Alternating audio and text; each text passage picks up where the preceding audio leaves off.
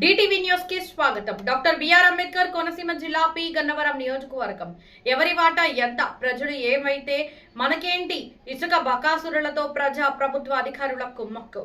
ఉభయ గోదావరి జిల్లాల నడుమ అటు ఆచంట మండలం, ఇటు పి గన్నవరం మండలం నాగులంక గ్రామం నుంచి ఇసుక లారీలు విచ్చలవిడిగా తిరుగుతున్నాయి.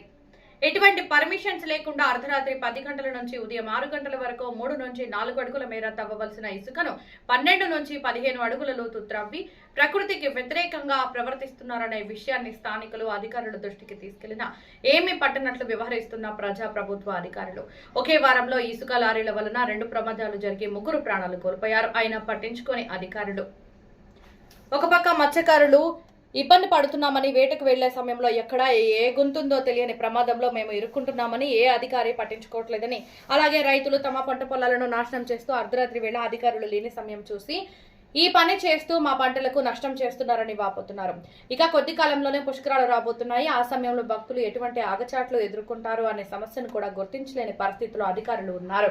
ఒక పక్క రాష్ట్ర డిప్యూటీ సీఎం పవన్ కళ్యాణ్ స్వచ్ఛ గోదావరి పవిత్ర పుష్కరాలు అంటూ నినాదాలు చేస్తూ మన సాంప్రదాయాన్ని, మన ప్రకృతిని కాపాడుకోవాలనే సూచనలు ఇస్తున్నా ఈ ఇసుక బకాసురులతో అధికారులు కుమ్మక్కే స్వేచ్ఛగా నీకెంత నాకెంత అని వాటాలు వేసుకుని వ్యాపారం చేసుకుంటున్నారు. సామాన్యుడు అడిగితే లారీలతో తొక్కిస్తామని బెదిరించడంతో స్థానికులు నోరు మెదపడం లేదు.